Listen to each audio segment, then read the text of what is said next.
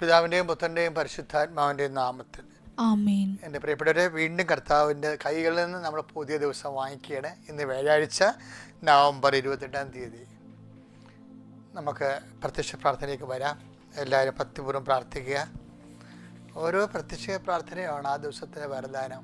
അമ്മേ പരിശുദ്ധ അമ്മേ, അമ്മേ പരിശുദ്ധ ദൈവമാതാവേ, ദൈവമാതാവേ, അന്ന് അങ്ങ് കൃപാസനത്തിൽ പ്രത്യക്ഷപ്പെട്ട് വരാൻ പോകുന്ന മഹാദുരന്തത്തിൽ നിന്ന് രക്ഷപ്പെടാനും എല്ലാവർക്കും വേണ്ടി പ്രാർത്ഥിക്കുവാനും ആവശ്യപ്പെട്ടിട്ട് 20 വർഷം തികയുന്ന ഈ വേളയിൽ കൃപാസനത്തിലൂടെ ഞങ്ങൾക്കും ഈ ദേശത്തിനും അങ്ങ് മധ്യസ്ഥം തേടി തന്ന എല്ലാ അനുഗ്രഹങ്ങൾക്കും കൃപകൾക്കും ഞങ്ങളിപ്പോൾ ഹൃദയം നിറഞ്ഞ നന്ദി പറയുന്നു. അമ്മേ പരിശുദ്ധ ജപമാല മാതാവേ, സകല കൃപാസനം പ്രാർത്ഥനയോടും ചേർത്ത് ഞങ്ങളിപ്പോൾ പ്രാർത്ഥിക്കുന്ന ഈ കുടുംബത്തിന്റെ പ്രത്യേക നിയോഗം. പിന്നെ എല്ലാ ദിവസവും ചിലപ്പോൾ ഒരേ നിയോഗം തന്നെ വെക്കേണ്ടി വരുമായിരിക്കും. കാര്യം ചിലപ്പോൾ നിങ്ങളുടെ വിവാഹമോ അല്ലെങ്കിൽ നിങ്ങളുടെ വീട്ടിലുള്ള എന്തെങ്കിലും അടിയന്തരങ്ങൾ ചിലപ്പോൾ അടുത്ത മാസമൊക്കെ ഇരിക്കാം. പക്ഷേ നിങ്ങൾ സ്ഥിരമായിട്ടിത് ആ നിയോഗം തന്നെ വെക്കണം. അത് വേറെ നിയോഗം വെക്കാം, പക്ഷെ അങ്ങനെ വരുമ്പോൾ നമുക്ക് അത്രയും സപ്പോർട്ട് കിട്ടും, പ്രയർ സപ്പോർട്ട് കിട്ടും.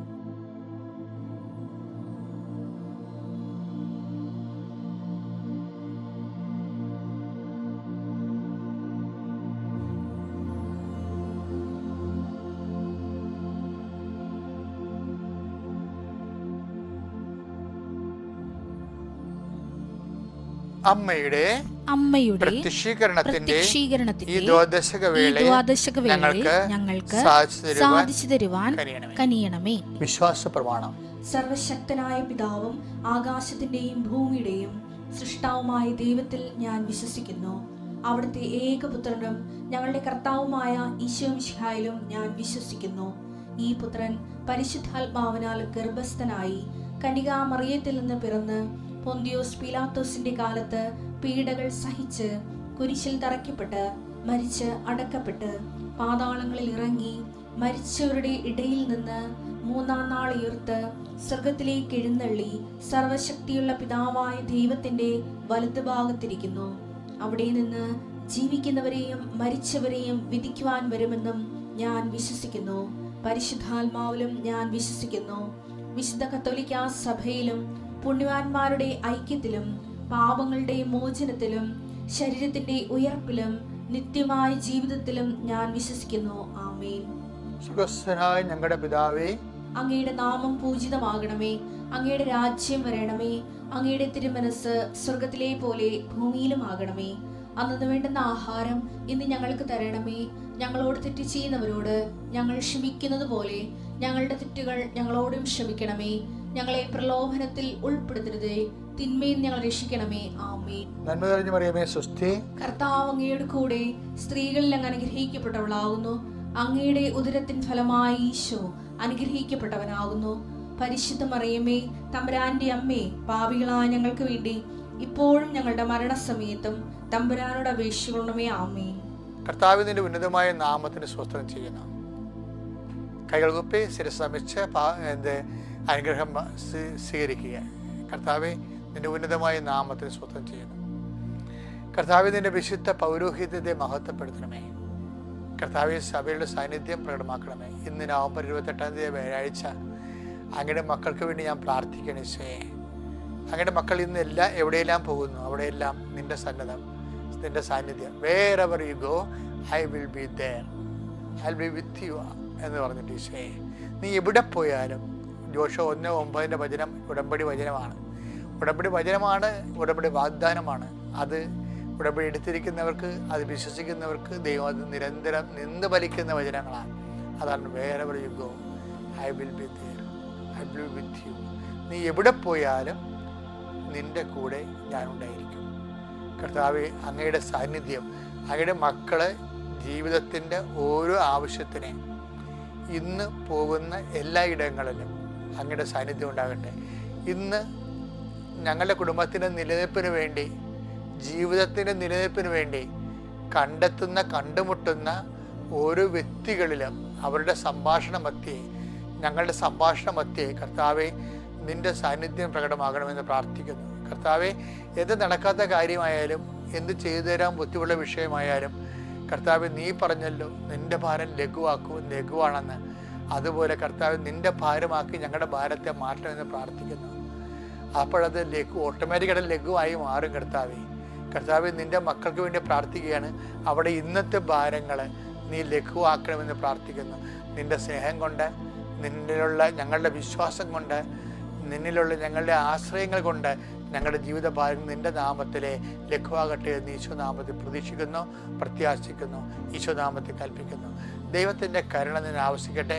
നിൻ്റെ തീരുമാനങ്ങൾ, ഇന്നത്തെ ദിവസത്തെ തീരുമാനങ്ങൾ കർത്താവ് പൂർണ്ണമായി ഏറ്റെടുക്കട്ടെ എന്ന് പ്രാർത്ഥിക്കുന്നു. കർത്താവിൻ്റെ ചൈതന്യം നിങ്ങളിലേക്ക് ആവശ്യിക്കട്ടെ. അടിപ്പിണർ പോലെ വൈതാക്കാലം പോലെ ദൈവികമായ കർത്താവ് ഇരുണ്ടുപോയ മനസ്സുകളെ കർത്താവ് മനസ്സിന് വിഷമം ഉണ്ടാക്കുന്ന സാഹചര്യങ്ങളുള്ളവരെ, ജീവിതത്തെ ഹൃദയത്തിന് ഭാരമുള്ളവരെ, കർത്താവ് ആരും സഹായിക്കാൻ ഇല്ലല്ലോ, ഞാൻ ഒറ്റയ്ക്ക് എന്ത് ചെയ്യും എന്ന് വിചാരിച്ചുകൊണ്ട് വിഷമിക്കുന്നവർ, അവരെല്ലാം നീ ശക്തിപ്പെടുത്തണം. അമ്മേ, പരിശുദ്ധ അമ്മേ, കുരിശിന് ചുവട്ടിൽ നിന്നത് ശക്തിയാലാണ് നിന്നത്, നീ ധൈര്യത്താലാണ് നിന്നത്. നിന്നെ ശക്തിപ്പെടുത്തി ധൈര്യപ്പെടുത്തിയ അതേ ആത്മാവിൻ്റെ ശക്തിയാൽ ഏത് കുരിശിന് ചുവട്ടിൽ നിൽക്കുന്നവരെ ഇപ്പോൾ ബലപ്പെടുത്തണമെന്ന് പ്രാർത്ഥിക്കുന്നു. എൻ്റെ കർത്താവിൻ്റെ ഉന്നതമായ നാമത്തിൽ, സഭയുടെ അധികാരത്തിൽ, കുരിശിൻ്റെ അടയാള ദൈവശക്തിയാൽ നീ ബലപ്പെടട്ടെ, നീ ശക്തി പ്രാപിക്കട്ടെ, നീ സൗഖ്യം പ്രാപിക്കട്ടെ, നിനക്ക് സമാധാനം കൈവരട്ടെ. Lord infuse the spirit of power and grace.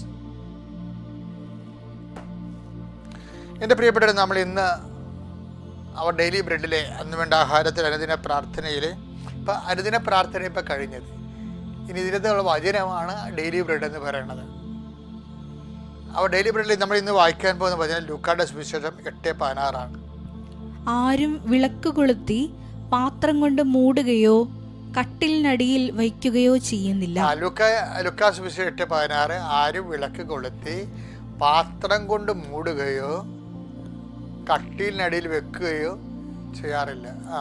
മറിച്ച് അകത്ത് പ്രവേശിക്കുന്നവർക്ക് വെളിച്ചം കാണാൻ അത് പീഠത്തിന്മേൽ വയ്ക്കുന്നു. സാധനം നമുക്കറിയാമല്ലോ, വിളക്ക് കെടുത്തുമ്പോഴാണ് യഹൂദ പാരമ്പര്യം അനുസരിച്ച് ഒരുതരം ഗ്ലാസ് പോലെ പാത്രം കൊണ്ട് മൂടുന്നത്. ഇപ്പോഴും അങ്ങനെ ചെയ്യുന്ന ആൾക്കാരുണ്ട്. പണ്ടൊക്കെ നമ്മുടെ പല പള്ളികളിലൊക്കെ അൾത്താരയിൽ തിരി കത്തിക്കുമ്പോൾ ഒരു കപ്പേര് ഒരു കമ്പിലെ ഒരു പാത്രം ഘടിപ്പിച്ചിട്ട് അതുകൊണ്ട് ഇങ്ങനെ കെടുത്തി വെക്കും. വിളക്ക് കെടുത്തുന്നതിനാണ് ആൾക്കാർ കിട്ട വിളക്കാണ് കട്ടിലടി വെക്കേണ്ടത്, പാത്രം കൊണ്ട് മൂടുന്നത്. പക്ഷെ കത്തിച്ച വിളക്ക് അങ്ങനെയല്ല ചെയ്യേണ്ടത്. ഇത് നമുക്കിത് പ്രാധാന്യമായിരിക്കണം. എന്താണെന്നറിയാവോ?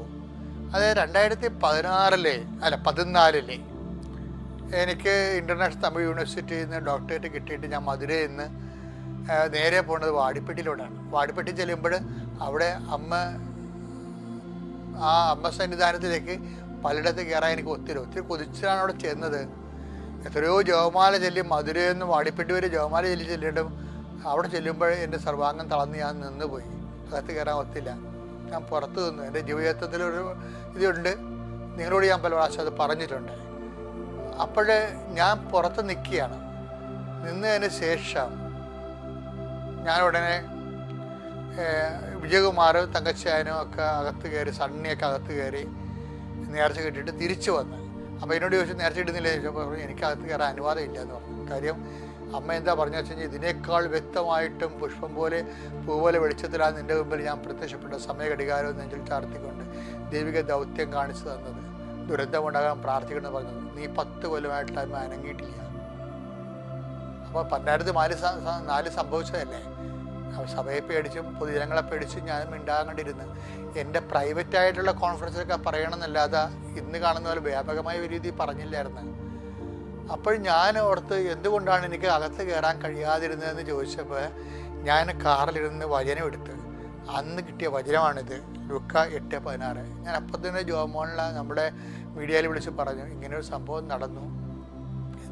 എന്താണ് വിളിച്ച് പറഞ്ഞത്? അതായത് വിളക്ക് കൊളുത്തി ആരും പാത്രം കൊണ്ട് മൂടാറില്ല.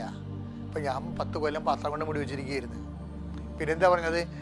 കട്ടിൻ്റെ അടി വെക്കാറുമില്ല, കെടുത്ത്. അപ്പോൾ മാതാവിൻ്റെ പ്രത്യക്ഷീകരണം കെട്ട വിളക്ക് പോലെയാണ് ഞാൻ സൂക്ഷിച്ചത്. കർത്താവ് പറഞ്ഞു അത് എല്ലാവർക്കും പ്രകാശം കാണാൻ വേണ്ടി ദീപപീഠത്തുമേ വെക്കണമെന്ന്. അപ്പം ദൈവം നമുക്ക് നൽകിയിട്ടുള്ള എല്ലാ നന്മകളും മറ്റുള്ളവർക്ക് വേണ്ടി ഉള്ളതാണെന്നാണ് എൻ്റെ സൂചന. അതുകൊണ്ടാണ് നിങ്ങളുടെ വെളിച്ചം മനുഷ്യരുടെ മുമ്പിൽ വീശട്ടെ എന്ന് കർത്താവ് പറയത്തില്ലേ. നിങ്ങളുടെ വെളിച്ചം, നിങ്ങളുടെ നന്മകളെല്ലാം അത് മറ്റുള്ളവർക്ക് നന്മയായിട്ട് വരണം. ചില ആൾക്കാർ മറ്റുള്ളവരുടെ മേക്കട് നിങ്ങൾക്ക് എന്തെങ്കിലും നന്മ കിട്ടിക്കഴിഞ്ഞാൽ 5 മാർക്ക് കൂടുതൽ കിട്ടിക്കഴിഞ്ഞാൽ എല്ലാവരുടെയും പറഞ്ഞു നടക്കും. എന്തിനാ കാര്യം? മറ്റുള്ളവർക്ക് അത് പാരയായിട്ട് വരിക. എന്താ കാര്യം? നിങ്ങൾ മറ്റുള്ളവരുടെ കേമന്മാരാണെന്നാണ്. ക്രിസ്ത്യാനിറ്റിയിൽ അത് നടക്കത്തെ വില പോകത്തില്ല. അങ്ങനെ ആൾ കളിക്കാൻ പറ്റത്തില്ല. കർത്താവ് പറഞ്ഞത് നിങ്ങളുടെ നന്മ വിളക്കുകൾ മനുഷ്യരുടെ മുമ്പിൽ വീശട്ടെ എന്നാണ് പറഞ്ഞത്. അതുകൊണ്ട് ഇന്നും ഒരു തീരുമാനം എടുക്കണം. നിങ്ങൾക്ക് എന്ത് നന്മ വന്നാലും അത് 10 മനുഷ്യർക്ക് നന്മ ഉണ്ടാകുന്ന രീതിയിലേക്ക് മാറ്റിക്കഴിയുമ്പോൾ കർത്താവിൻ്റെ വെളിച്ചം എന്നൊക്കെ ഞങ്ങൾ വന്നതിന് ശേഷം അമ്മ പെട്ടെന്ന് പ്രത്യക്ഷീകരണ പ്രാർത്ഥന ചൊല്ലി തന്നു. ആ പ്രത്യക്ഷീകരണ പ്രാർത്ഥന മാതാവിൻ രൂപമെടുത്ത് പീഠത്തിൽ വെച്ചിട്ട് അൾത്താരെ പ്രത്യക്ഷീകരണ പ്രാർത്ഥന തുടങ്ങി. അതിനുശേഷം 6 മാസം കഴിഞ്ഞപ്പോഴാണ് അമ്മ ഉടമ്പടി തന്നത്. ആ ഉടമ്പടിയാണ് ഇന്ന് ലോകം മുഴുവനും ഉള്ള ആൾക്കാർ ഒന്ന് ഉടമ്പടി എടുക്കാൻ വേണ്ടി ആശിക്കുന്നവരിലേക്ക് എത്രയോ ലക്ഷങ്ങളാൽ ദൈവം വചനത്തെ വളർത്തി വിശുദ്ധി നിലനിർത്തി സുവിശേഷ സാക്ഷികളാക്കി. അത് സുവിശേഷത്തിൻ്റെ സാക്ഷികളാകണം. അതാണ് ഇതിൻ്റെ മെയിൻ സംഭവം. നമ്മൾ എന്തൊക്കെ ചെയ്താലും നിങ്ങൾ ചെയ്യേണ്ട അമ്മയുടെ പ്രത്യക്ഷീകരണത്തിന് സാക്ഷിയായി എന്നെ മാറ്റണമേ എന്ന് പ്രാർത്ഥിക്കണം. എന്നിട്ട് നിങ്ങളുടെ നന്മകൾ മറ്റുള്ളവർക്ക് നന്മയാകാൻ വേണ്ടി നിങ്ങൾ അതിനുവേണ്ടി ബോധപൂർവ്വം പരിശ്രമിക്കണം. അപ്പോഴേ കർത്താവിൻ്റെ വെളിച്ചം നിങ്ങളിലേക്ക് കടന്നു വരും. Have A good day.